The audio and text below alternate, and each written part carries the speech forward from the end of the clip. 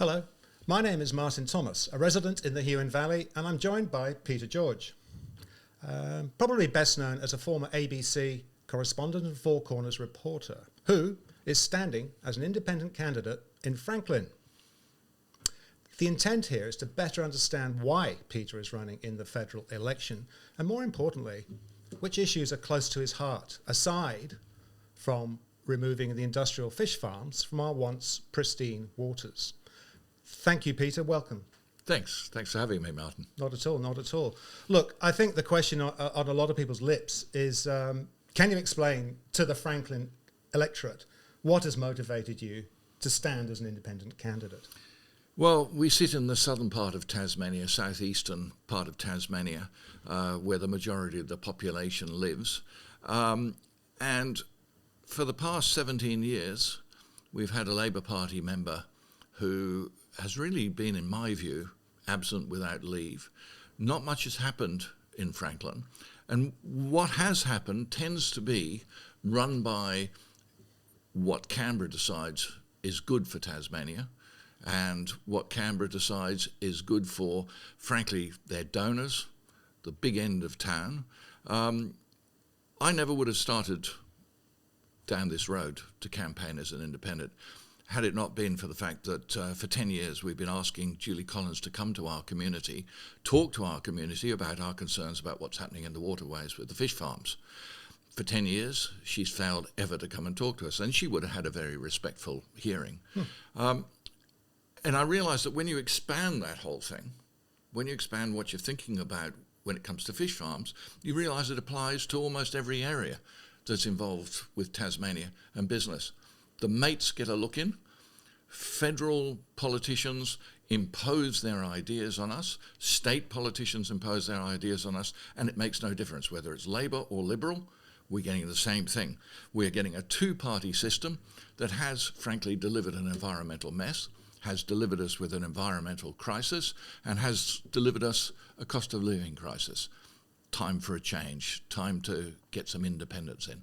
Well, that makes a lot of sense. And interestingly, a recent article in the Hobart Mercury by Greg Barnes suggested that we, and I quote here, elect individuals who promise to advance this nation.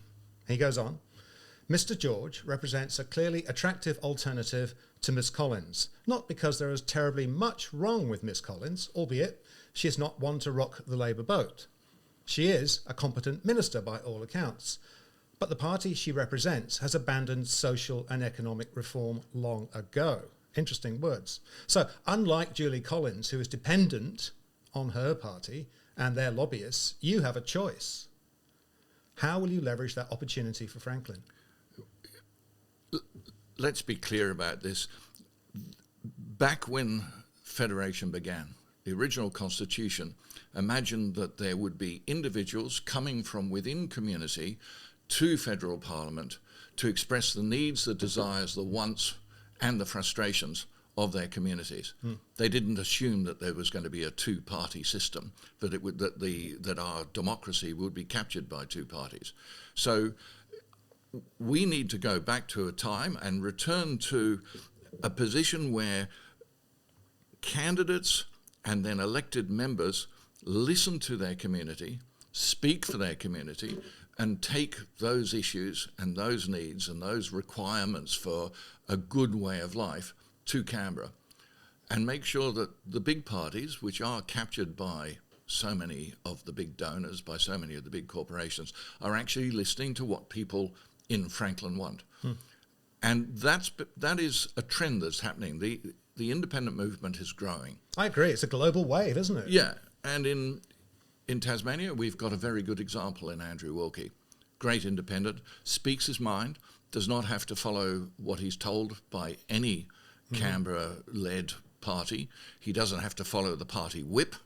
What he does is he takes what his electorate needs to Canberra and has very successfully pressed for the issues that actually affect his electorate. The other thing is that as independents, we can take a much bigger picture about some of the big issues of the day that affect all of us, including the people of southeast Tasmania. Yeah. And that is, for instance, we can go and talk about housing, push for better housing outcomes, push for better economic outcomes, push for better environmental outcomes. And those are the three things that are really driving this campaign. Yes. I was talking to a bunch of people last weekend, and I mentioned that you were to be standing as a candidate. And the initial reaction was, oh, great. And then it jumped very quickly to the fish farm workers in Strawn. And I said, oh, no, that's valid, because, I mean, jobs are jobs and we've got to look after everybody. But I did ask them the one question: how many people do you think are affected by the Strawn situation? One person said, well, I think it's 5,000 people, isn't it? And I said, okay. And another person said, no, it's 2,000. So I pointed out that it was sort of 50 to 60. Not to say that those 50 or 60 jobs are not important, but I think there's been a degree through the corporate media of misleading people as to the real extent of the situation. Now, we spoke earlier before we started recording about transitioning to deal with climate change, jobs and infrastructure. What does that entail? The major parties describe me as being anti-fish farming. I'm not anti-fish farming. No. I oppose the practices of fish farming, Atlantic salmon farming, that is destroying our waterways, destroying our coastal living, and destroying marine life.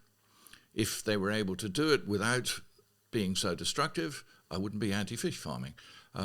So my view is that get out of the shallowed waters where where it is a damaging industry, and transition like the rest of the world is onto land. Mm-hmm. If they can't do that, then they shouldn't be doing it, because you can't have a polluting industry like this. Every job is important.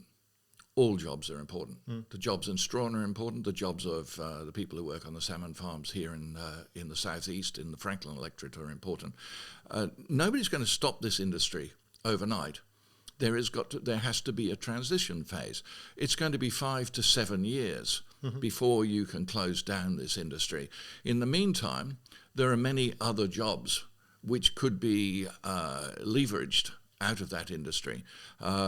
These people could be helped. All these jobs could transition either to land-based jobs or, frankly, to more sustainable jobs, to better jobs. That is part of that's part of the role of government.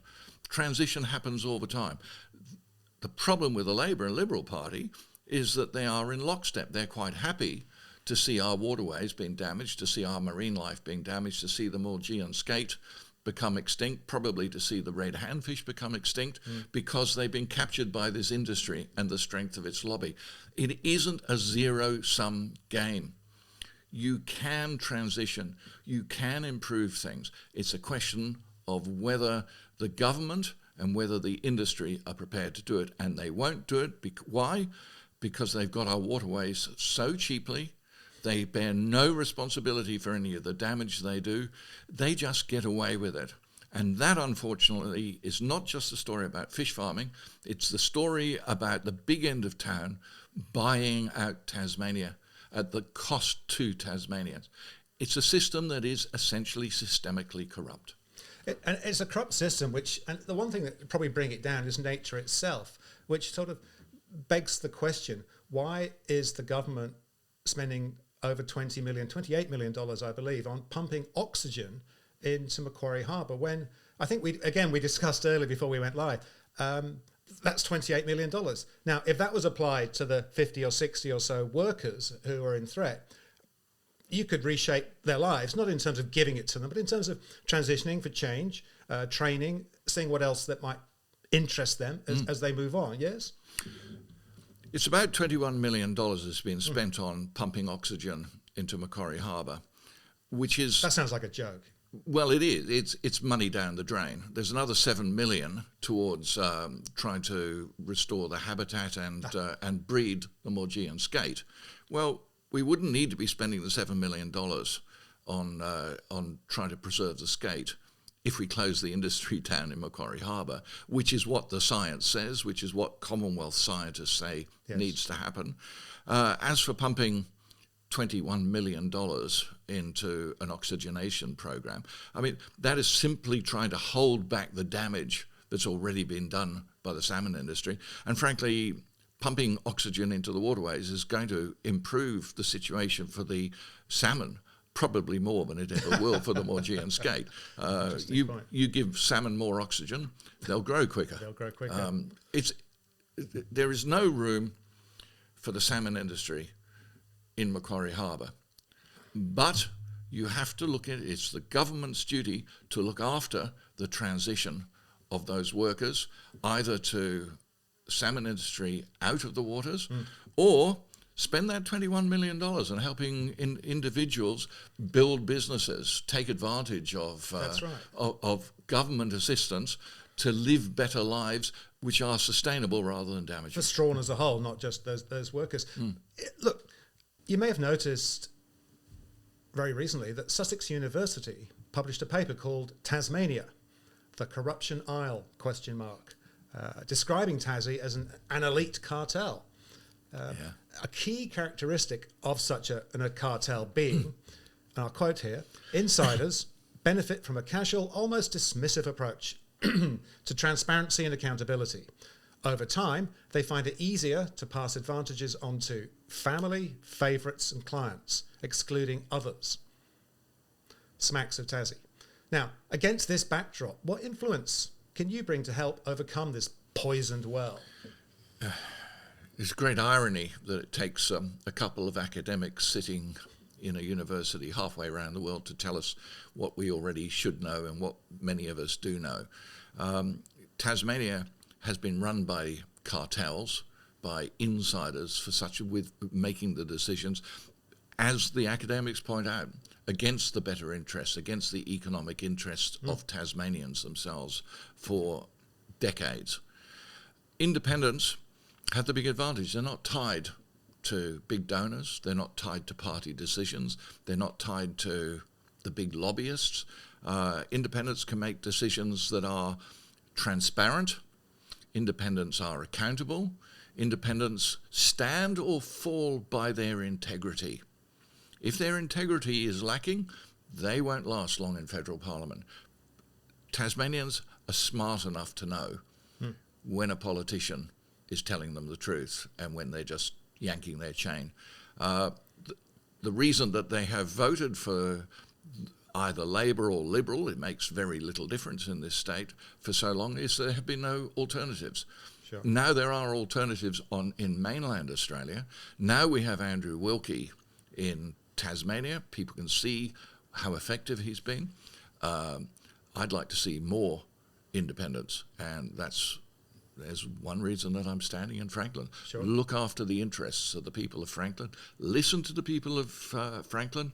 Take their worries, take their woes, take their desire for a better life, take their desire to leave a better state for their children and their grandchildren, and take that to Canberra and concentrate on that, just like the Constitution originally envisaged.